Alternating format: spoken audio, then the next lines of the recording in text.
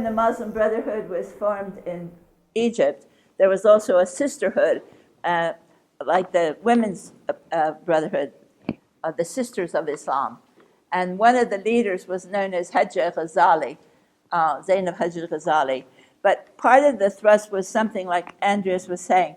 It was a movement to make a clear demonstration that we're anti-Western and anti-kind of democracy and anti all the kind of things that they think of that represent something outside of Islam. So that was sort of like a point in getting everybody into hijab, long, or the long, full Arab dress and scarves. But more recently, of course, the hajj, the scarf tradition has come in quite strongly. But she was one of the early ones. But one of the differences was in some of this movement compared to some movements was that though they were anti kind of Western things, they weren't anti-education. So a lot of my Muslim friends who were quite radical and who I met in Tunis and Algeria, they were the PhD students. They were all those who had gone very high through. It wasn't because they only read the Quran and only spoke Arabic. They often spoke several languages. So they were well educated, which was something.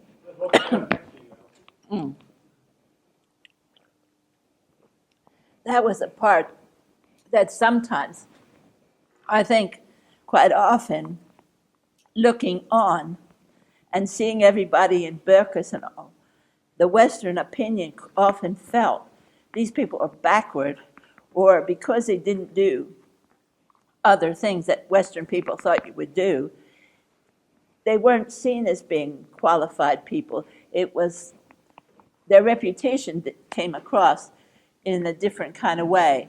And so I think some of the later movements, the girls have tried to really emphasize that they're being anti-West, but being highly able to compete with the Western world. So they would, as he said, they use a telephone, they use all the IT, they use everything that anybody else uses that's very modern as well, so that they're not just people who don't do that. And several of my friends have said, we wear the scarf, and she said, it's not so much to make that I'm a religious Muslim as such, but I want people to know I'm British and Muslim. That it's all right to be British, but it's also that I want people to know I'm Muslim. I'm not British like you're British. So it's a political statement quite a lot of my friends are making, rather than totally religious statement. And so that happens a lot. I found that reading the biographies of two people who were radicals and who gave up radicalism quite interesting. One is the biography of Ed Hussein, but he had a wife, and there's quite a bit about his wife in there and her role. She became a member of Hizb ut-Tahrir as well. But when they were sent to Lebanon and then sent to Saudi Arabia, they had another view. She writes about how shocked they were being in Saudi Arabia because the picture they had from Hizb ut-Tahrir was very different. And when they went to the Middle East and other Muslim countries, they realized that the pictures and the things they were being given were not really the practice of the Quran by many, many other people. And they were disillusioned, and that partly helped their disillusionment. And then the increase of violence helped their disillusionment, that they wanted to get out. But the other biography has a lot more in the biography of Majid Nawaz and his wife Rabia, because when he was sent by the Omar Bakri to work in Egypt, he landed in prison, and he spent 4 years in an Egyptian prison, and he came out as just a Muslim and no longer a member of Hizb ut-Tahrir. But another interesting fact that struck me is they both said that when they came out, they were lost and didn't know what to do, and a friend came alongside and helped them to re-enter life. Now, in both cases, it wasn't a Christian. That one case, for the first man, it was a Hindu friend, and the second one was a school friend who was a nominal Muslim who believed nothing. But the way they described it, of how friendship wooed them back to normal life, I thought, wow, we as Christians and showed that the role of friendship was so important to bringing them back and helping them and being there. Because I think sometimes we wouldn't think of being a friend of a radical or a person who was known to have done, because both of them, especially the second one, had done lots of crimes and violence in London, all around the city and Whitechapel, and he was known. And so for to go and be a friend of what everybody else thought was a criminal and a terrorist must have been a job. So then recruiting. Yeah, these are the roles that they had when they were in it. But friendship. Okay, I'll just get to that.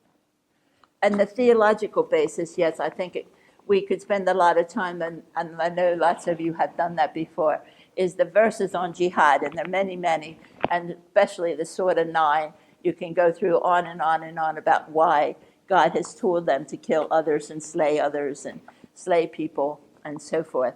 So for some people, they would feel that the basis behind this, if they're going to be a purist and follow the Quran literally, this sort of is the theological basis from which many of them draw their information. Okay, and then the hadith also, isn't it?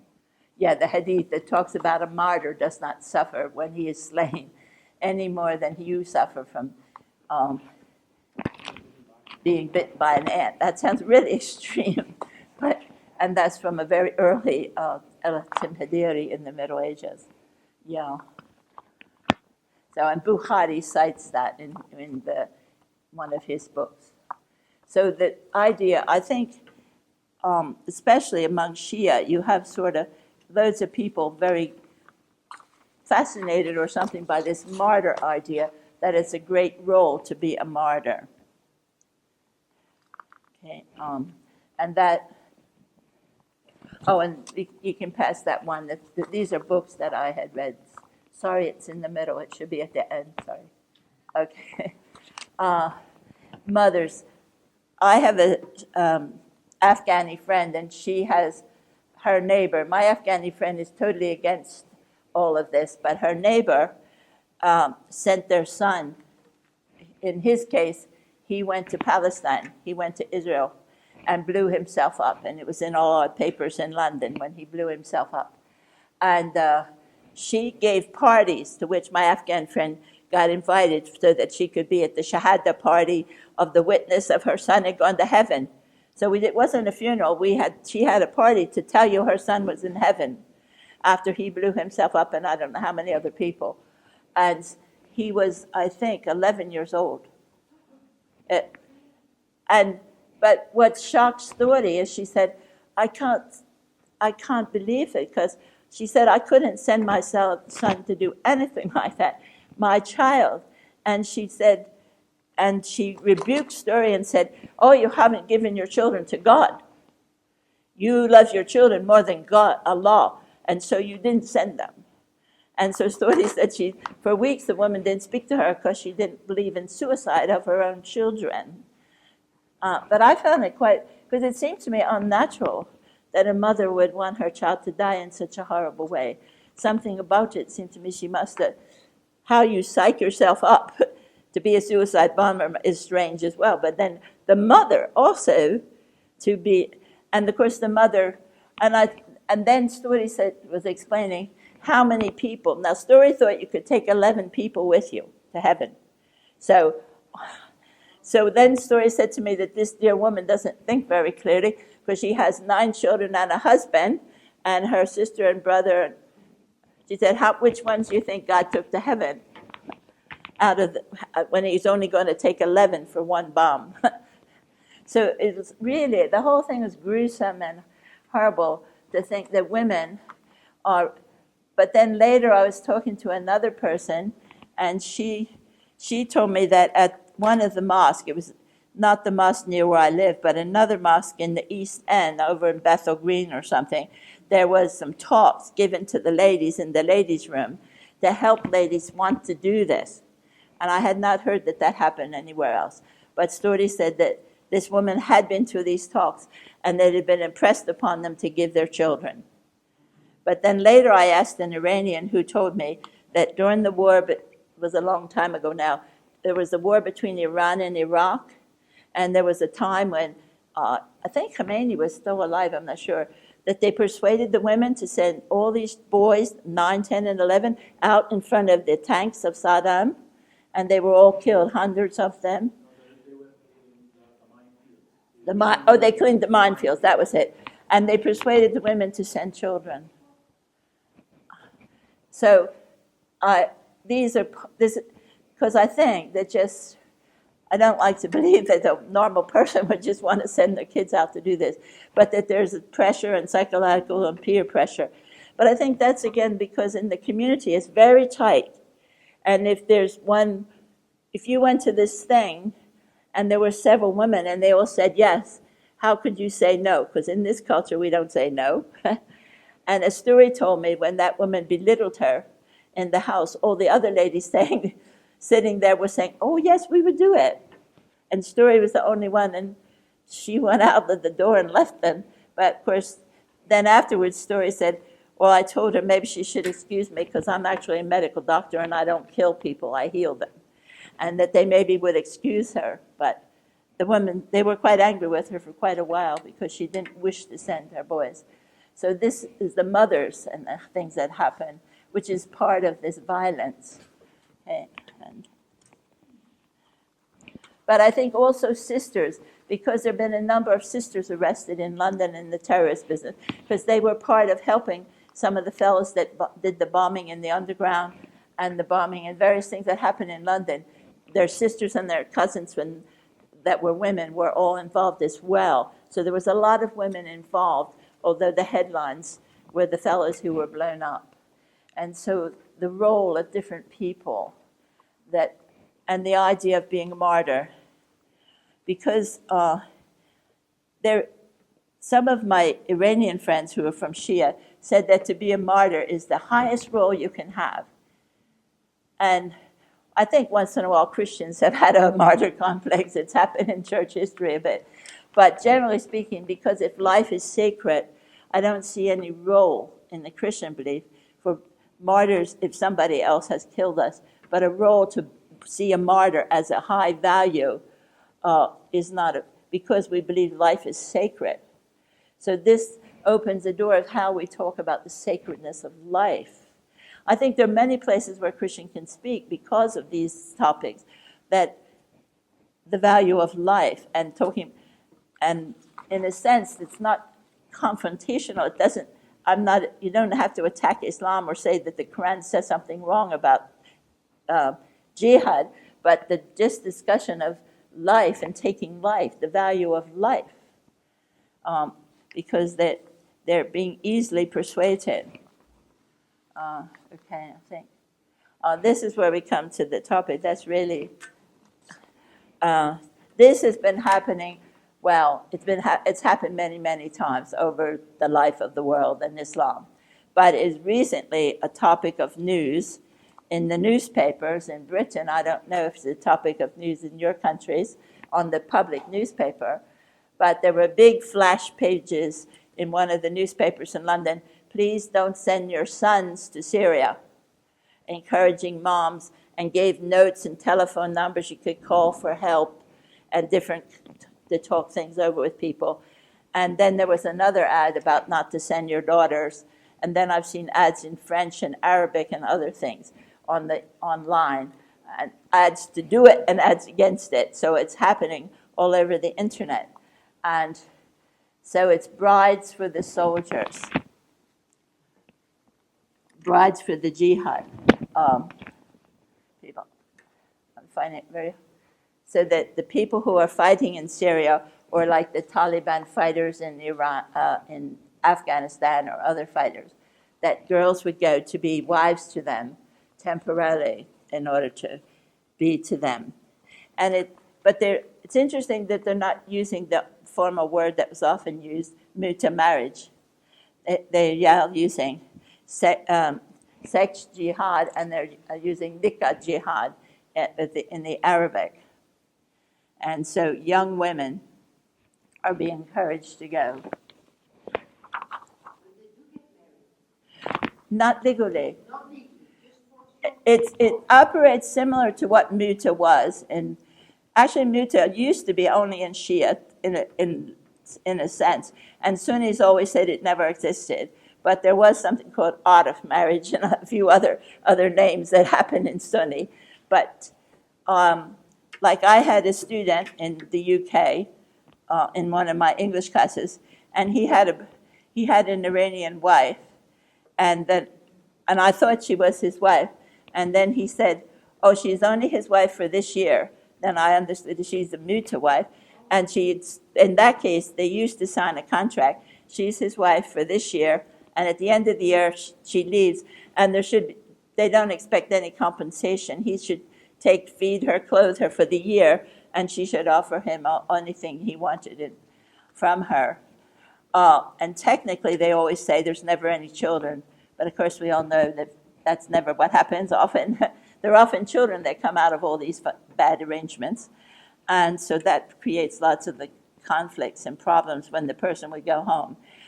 And from most of the people that I asked, generally the woman who would sign this, because you would say, what woman would sign this? Well, if we go back and look at culture, if you were married and met several years ago when people still got married 14, 15, or even 16, and you never had a job or don't have enough education to have a job, and you're married, and maybe you have children, and in 3 or 4 years you're divorced. What is the future? And your family might not be willing to pay for another marriage. Maybe you're used goods in the sense, who would marry you, and especially if you have several children, but who would take it on? So some women who are divorcees, if they felt maybe this is only their life, this is something, and they would accept it. I think parents at that kind of form would never have given a girl as a first marriage in that kind. I would have thought that was ever happening. It could have, but I think that would not be the case, normally speaking. But often widows and divorcees and older people, and in a sense it might turn out to be, it's a group of women who might in another culture have been prostitutes somewhere or something similar, or women who took jobs that were shady or as escorts or something.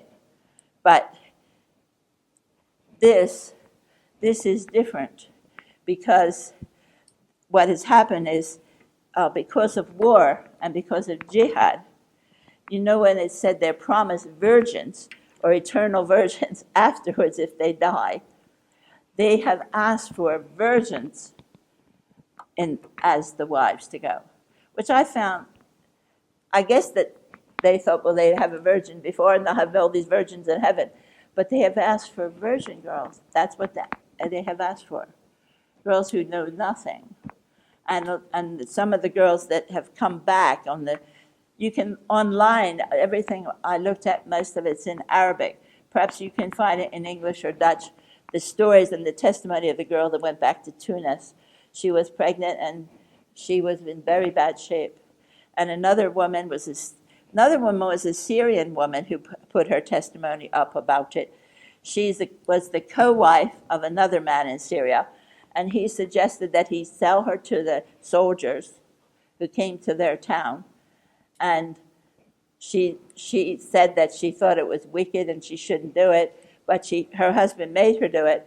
And then she said after she had the experience, she realized that it was from God and she wanted to do it. And she has an awful testimony. And then afterwards she said that she helped hundreds of people go to heaven and delight them and so forth. The whole thing is so vile, it's hard to understand. And it's on the website, on the YouTube about it. Whether she said that against her will, that was my question. I was surprised she did it gladly. I just felt that was a bit horrid, and that maybe she was paid to do it or made to do it and all this. You don't know. That's what I found as I looked up this stuff. I wondered how much was propaganda mixed. But I do know that girls have gone, and there was a thing on one of the emails you sent me that showed Dutch girls have gone, Dutch women with Dutch citizenship, whether they were white Dutch girls, that doesn't say in the article. And some were married to Muslims. And so the whole thing is really, and so the British government has tried to take a stand against, they have imprisoned some of the men who came back. They've been held, I don't know for how long, but they're picking them up as they return because they didn't feel it was the right thing they should have done. So, yeah.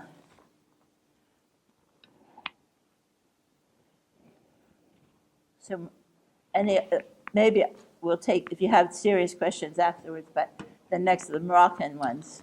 When I was reading the book about different people and the people who are this group, and they're Salafi people, but they're trying to make an impact and an impression, and they are wearing hijab, hijab, but they're also trying to push the women of Morocco to have much higher education.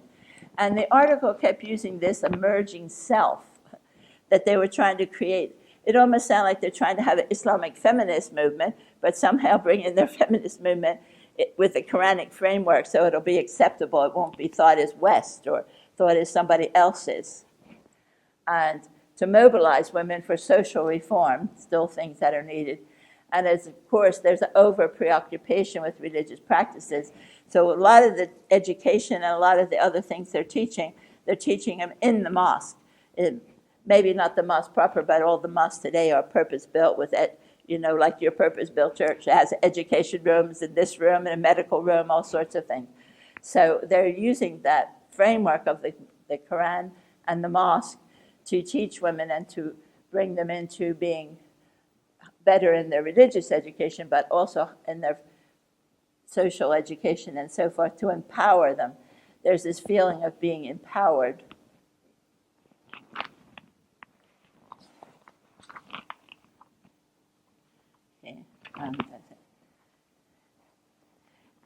So these were a lot of their practices.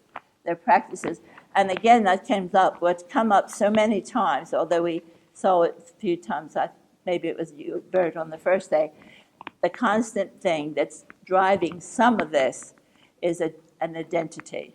And I think that's true of those that live in the West, that who are you, and to be recognized and to be something. So this drive of identity to be someone.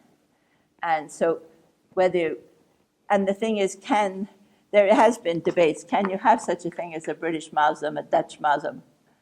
Is that a possibility? Because in some sense, for some of the people who are like Salafi, that would be impossible because they would not take the identity of another nation. Because if it's the Ummah, it's an Islamic identity only, and the whole world is Islamic, and God expects everybody to be a Muslim. So why would you take an identity such as Dutch, Italian, British? You don't take that, you take Islam as our identity, and the world must be Islamicized.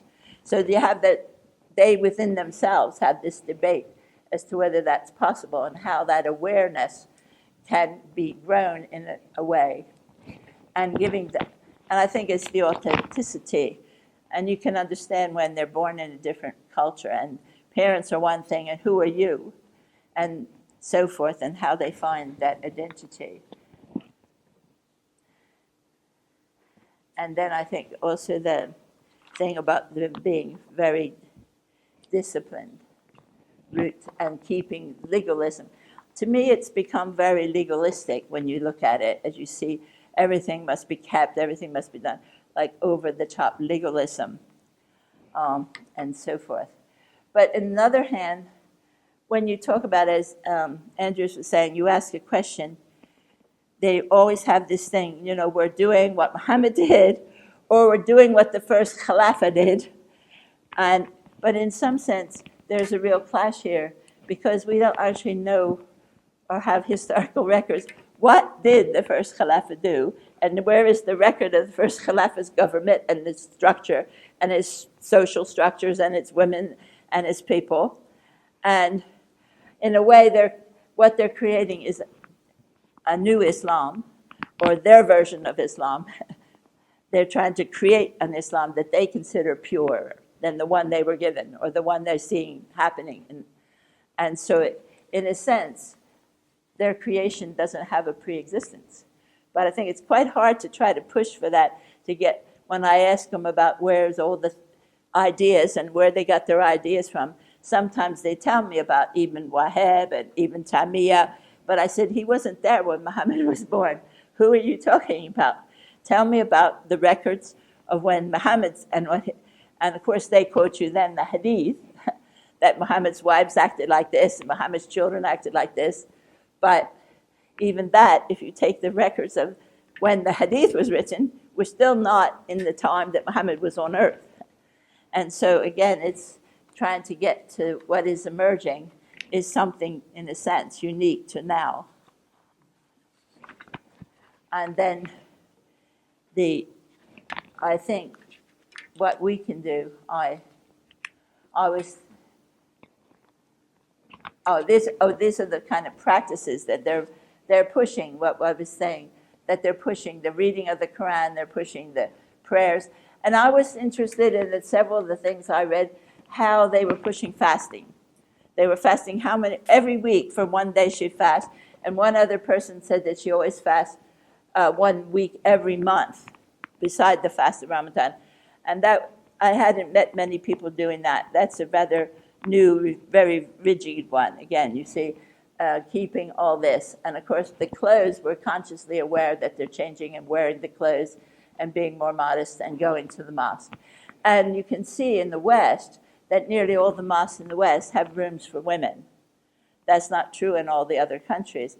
One of my Pakistani friends told me she liked going to churches because women can go. And she'd never been in a mosque in Pakistan in all her life. And she was an older woman, about 60 or 70. And she was so pleased that she found a place where you could go in, because she had never seen women go in mosques in Pakistan. Well, it's probably true in the big cities that you can now.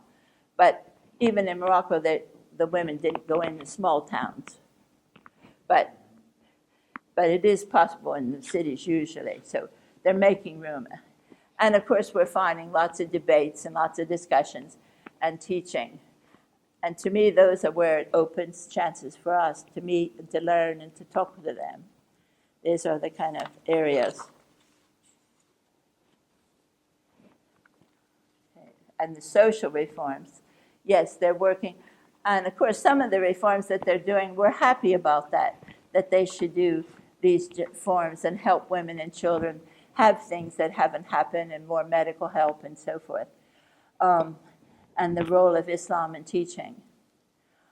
One of the areas that is happening in Britain and some other places is the area to help to stop the genital mutation and cutting little girls.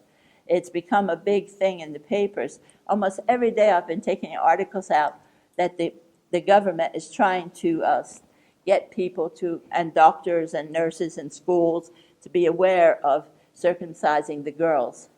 And in a school just near my home, there's a primary school, and it was last Christmas time that one of the family, a Ghanaian family who are Muslim, took the little girl home to Ghana and circumcised her over Christmas and brought her back. And I don't know quite how they found out, but in January, her picture appeared in the paper and the name of my local school, and all her local children, she was 7 years old, all her little children in school saw their friend's picture in the paper as well. It was quite horrid that the news entered into something like this, and the picture was put in the paper. It's one thing to have all these articles, but the child's picture was in the paper. I don't know how they got away with that, the press, but her picture was there. And I have a lot of friends who go to that school, and all the moms were called in and trying to deal with that. They had to tell all these children what's happening to their friend. And my friend, who has a daughter in that class, she said all the little girls thought she'd die any minute, and so they were frightened. Every day at school she was alive. They were worried that she was bleeding to death, and they had all kind of fears. It was amazing because it enters into our culture and into our life. But and it's become a big issue. And they said the government, I read a report just recently, they sent out all these emails, and over 40% of the head teachers never even opened the emails and looked. So the government wasn't paid attention to at all. I'm not sure it should be the government who's doing it, but it's one thing. But when I worked as a chaplain at the hospital, the nurses and some of the people knew about that. We often wondered if we shouldn't try to form some kind of Christian coalition to help Muslim women deal with it, not the newspapers or the government, but to help the women be able themselves. Because I don't think unless we can help the women themselves, our Muslim friends, nothing will happen, because it's they have to agree to the problem or agree to what has to happen. But one of the other friends I have, she said it's from the Quran. Well, that's a lie. It's not from the Quran. And then when I said I don't believe so, she said, oh, well, I made a mistake. It's in the Hadith. And then I said to her, how many times? Is it Sahih? Is it good, Hassan, or is it Daf? And she said, I actually don't know. And I said, I think you should look. And then she said, you probably know where. So I told her, and we were going to go look. We haven't, because I don't have a copy of Shafi'i's in Arabic, but she's going to go and try to find it and copy it. But it's only in Shafi'i that it says, and it does not say to circumcise women. It doesn't say to circumcise men. It's a very strange statement. It says that in the sex act, that the circumcised part meets the circumcised part. And that's all it says. In the midst of a funny sentence that says something completely different, nothing to do with marriage or sex. And they don't believe in gay or lesbians, so it has to be a man and a woman then, in this context that the Shafi'i must have been talking about. But it doesn't say absolutely do it, and all the hadiths that only have mentioned once, and in one person, not Bukhari, but Shafi'i, should be considered rather very low, unimportant, by most Muslims. So why has one that is so vague as that? But the other thing is it's practiced in African culture. So in some sense, it has deep roots in African culture and in other things, not Islamic. So, but it's still a problem. I'm not saying it's not a problem, but to them. Okay. So, but we should look at some Christian ideas. I think there's lots of things that we can do. And I think modeling our life, I don't mean that we don't speak, but in modeling in our speech and in our lives, that was one of the things that comes out from some of my women. Well, we don't want to dress like the West, so I'm glad to wear a hijab. I feel uncomfortable the way people dress around here, and as they look at other women. I said, well, but I said, I do too. We would feel uncomfortable too. We can share many of the similar problems. I don't have to wear a hijab and be a Muslim to be moral. There are other ways. Start to challenge the idea of what makes. I always challenge it from where does purity come, and does it come from my head or the heart to my head and my actions? Where is the source? Am I impure because I have a low-cut dress or too short? Or I am impure because in my heart or inside me, I am impure. And so therefore I dress in a provocative way because I, in my own mind and in my own thinking, think of my body differently and wrongly. And that, when we've had some conversations like that, and my Muslim friends have been astounded to think there's a deeper source of things, which again, those of us who work regularly with Muslims know their understanding of sin is missing. So I said, we got to deal with the source. But I think we know what the source is. We know how to help people who want to. I see in my friends a drive to be pure, it might be wrongly motivated, but there is a way to deal with that. And God had lots of things to say about that. So let me share some, or would you like to hear some? And usually they're happy to hear some. But I think also we need to strengthen our own things that we know has come up many times, and you said this morning, people don't know how to answer them. People don't know how to meet the needs we're seeing. We need to help the church and our friends to be able to do that. And I think, and a priority, I think, is lots of times have a better priority to families. And also, I would thoroughly agree that in our apologetics and things, we need to be ready to speak, whether it's with apologetics or scripture or what. We need to help others. But I do think there's a need to reach families rather than just always isolated people. The church is families, and over the time I've been in England, I've been more persuaded about this business of picking off one here and there on the edge, the fringe area of Islam, but being able to pick the people inside and the people who are there and the whole family to have that. And I know if you're just a man, you can't necessarily meet the ladies, but that's how I feel so strongly about teams and a group. We have a greater impact into the same people's lives, rather than these are the people you work with and that's his people. The bigger the unity or the impact together, that they see us as a body as well. And the priorities, I think the use of scripture is a very high priority, because I'm always reminded how the Holy Spirit takes the words of Jesus and reminds us of things. They have no words from Jesus or from God. What does the Holy Spirit have to work with? And I think even sometimes how careless you can be, have a conversation on the bus, but I don't have even the gospel in my pocket to leave after we talk. I have nothing. Can't leave some more words for the future. Well, lately I've had a whole bunch of the things for the telephones in my pocket, and usually that's the most popular way to get the Bible in London right now.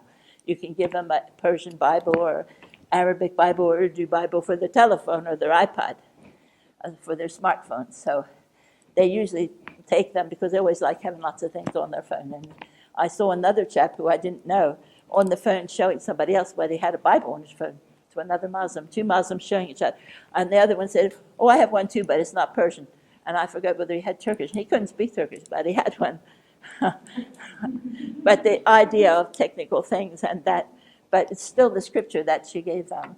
And one of my priorities is to help people do oral learners and help people who don't learn from books, but help people. So anyway, thank you for listening.